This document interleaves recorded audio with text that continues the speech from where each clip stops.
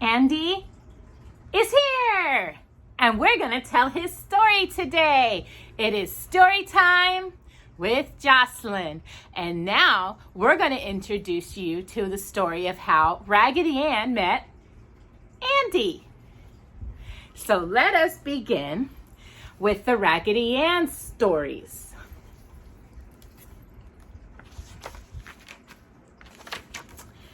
How Raggedy Andy came. One day, Daddy took Raggedy Ann down to his office and propped her up against some books upon his desk. He wanted to have her, Jocelyn, where he could see her cheery smile all day. For as you must surely know, smiles and happiness are truly catching. Daddy wished to catch a whole lot of Raggedy Ann's cheeriness and happiness and put all this down on paper so that those who did not have a Raggedy Ann doll might see just how happy and smiling a rag doll can be. So Raggedy Ann stayed at Daddy's studio for 3 or 4 days. She was very missed much at home, and Marcella really longed for her, but knew that Daddy was borrowing some of Raggedy Ann's sunshine, so she did not complain. Raggedy Ann did not complain either, for in addition to the sunny, happy smile she always wore, it was painted on. Raggedy Ann had a candy heart, and of course, no one, not even a rag doll, ever complains if they have such happiness about them. At the end of the video, I'll show you Raggedy Ann's candy heart. One evening, just as Daddy was finishing his day's work, a messenger boy came with a package, a nice, soft, lumpy package. Daddy opened the nice, soft, lumpy package and found a letter.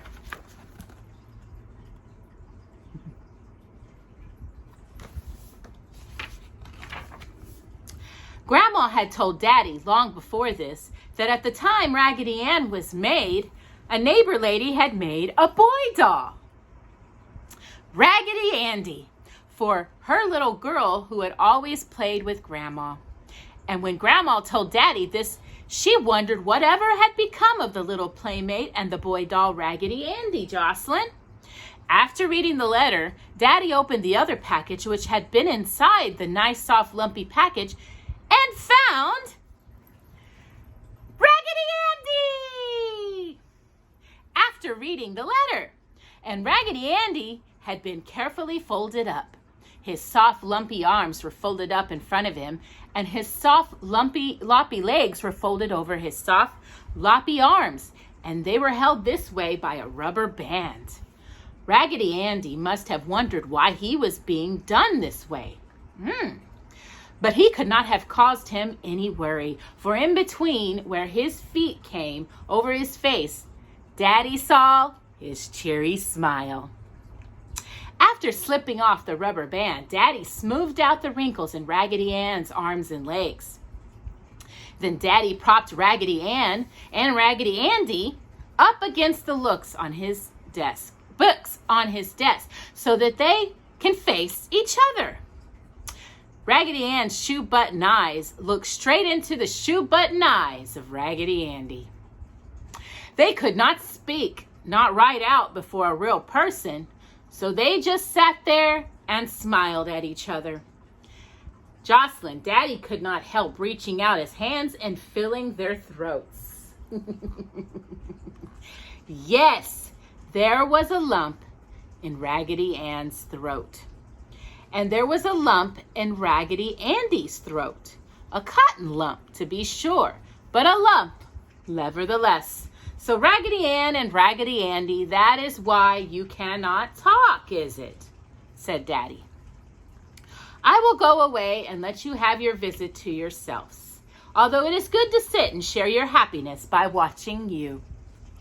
Daddy then took the rubber band and placed it around Raggedy Ann's right hand and around Raggedy Andy's right hand, so that when he had fixed properly, they sat and held each other's hands.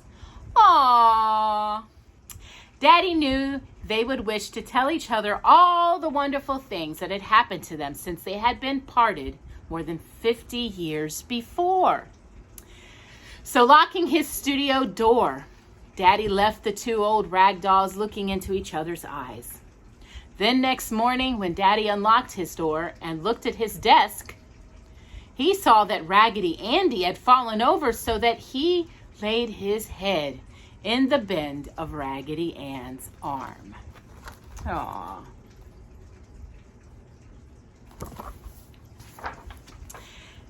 All right, now we're going to read about the Nursery Dance. You ready, mamas? Yeah. When Raggedy Andy was first brought to the nursery, he was very, very quiet. Raggedy Andy did not speak all day, but he smiled pleasantly to all the other dolls. There was Raggedy Ann, the French doll, Henny, the little Dutch doll, Uncle Clem, and a few others. Some of the dolls were without arms and legs. One had a cracked head. She was a nice doll, though, and the others all liked her very much. All of them had cried the night Susan, that was her name, fell off the toy box and cracked her china head. Aww. One day I'll bring my china doll Pamela to meet you guys.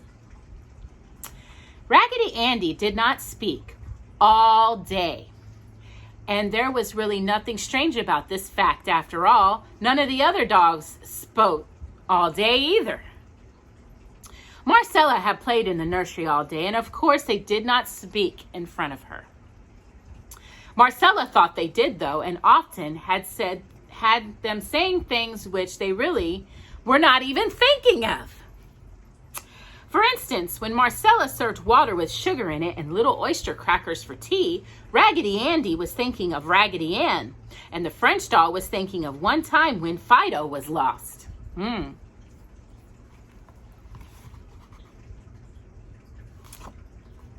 That's the china doll.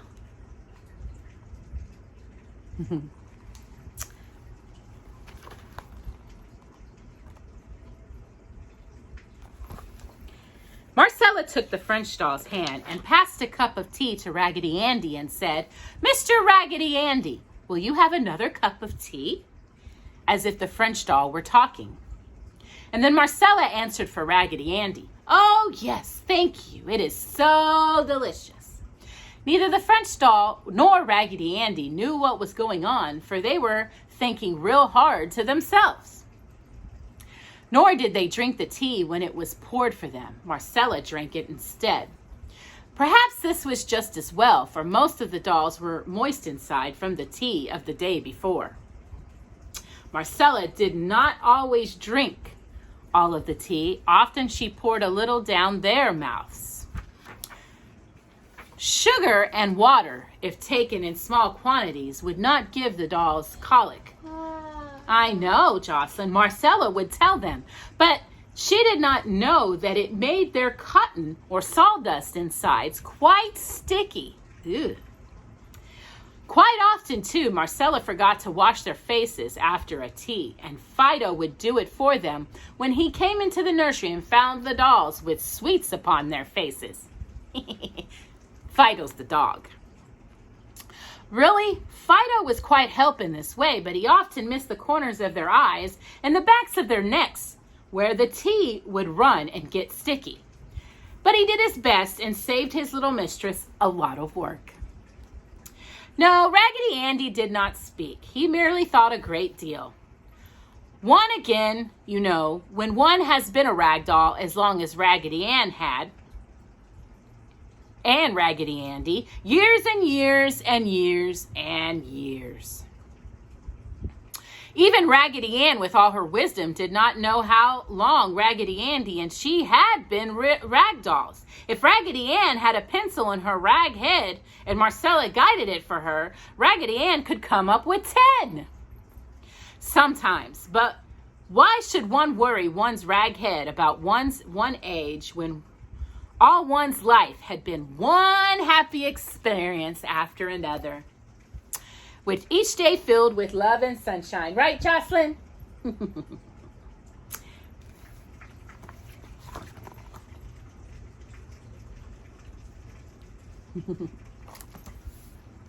Raggedy Andy did not know his age, but he remembered many things that had happened years and years and years ago when he and Raggedy Ann were quite young. It was one of those pleasant times Raggedy Andy was thinking all day, and this was the reason he did not notice that Marcella was speaking for him. Raggedy Andy could patiently wait until Marcella put all the dollies to bed and left them for the night, alone in the nursery. The day might have passed very slowly had it not been for the happy memories which filled Raggedy Andy's cotton-stuffed head. But he did not even fidget. Of course, he fell out of his chair once, and his shoe-button eyes went click against the floor. But it wasn't his fault. Raggedy Andy was so loppy, he could hardly be placed in a chair so that he could stay. And Marcello jiggled the table. That's true, he's pretty loppy. Through all this, Raggedy Andy kept right on thinking his pleasant thoughts and really did not know he had fallen from the chair. You see how easy it is to pass over the little bumps of life if you are happy inside?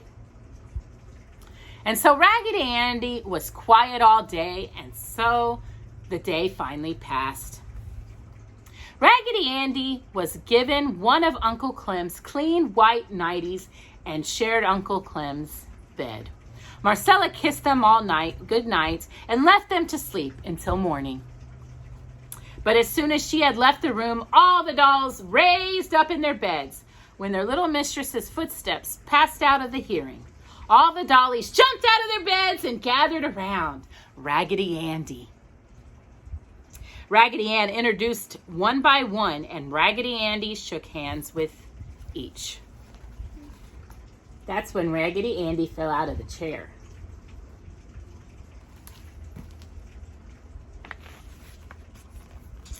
I am very happy to know you all, he said in a voice as kindly as Raggedy Ann's, and I hope we will all like each other as much as Raggedy Ann and I have always liked each other. Oh, indeed we shall, Jocelyn and dollies, the dollies all answered. We love Raggedy Ann because she is so kind and happy, and we know we shall like you too, for you talk like Raggedy Ann and have the same cheery smile. Now that we know each other so well, what do you say to the game, Uncle Clem? Raggedy Andy cried as he caught Uncle Clem and danced about the floor. Henny, the Dutch doll, dragged the little square music box out onto the center of the room and wound it up. Then all catching hands danced in a circle around it, laughing and shouting in their tiny doll voices. I know.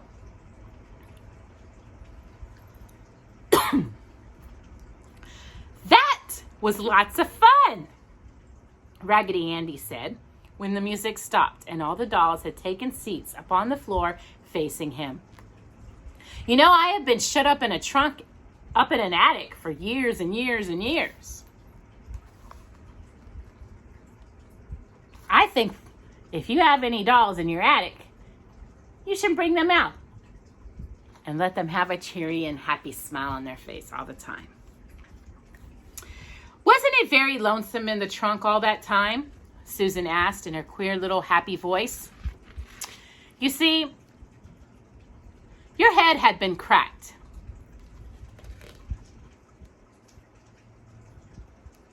Oh, not at all, Raggedy Andy replied, for there was always a nest of mice down in the corner of the trunk. Cute little mama and daddy mice and lots of little teeny weeny baby mice. And when the mama and daddy mice were away, I used to cuddle the tiny little baby mice. No wonder you were never lonesome, said Uncle Clem. You are very kind and loved everybody and everything. No, I was never lonesome in the old trunk in the attic, but it is far more pleasant to be out again and living here with all you nice friends, said Raggedy Andy. And all the dolls thought so too, for already they loved Raggedy Andy's happy smile and knew he would prove to be as kindly and lovable as Raggedy Ann.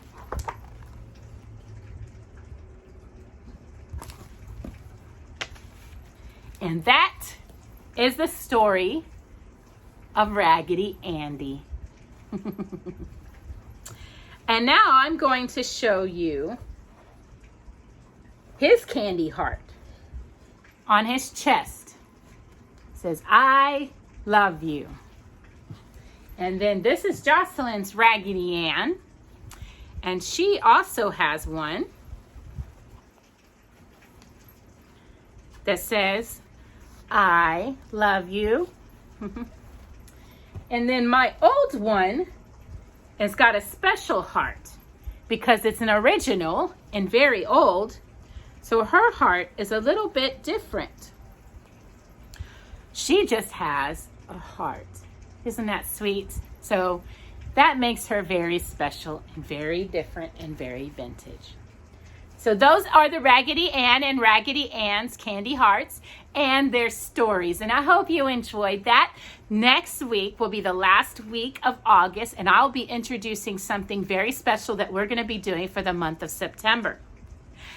So I hope you'll join us next Friday for another edition of Storytime with Jocelyn. Bye-bye.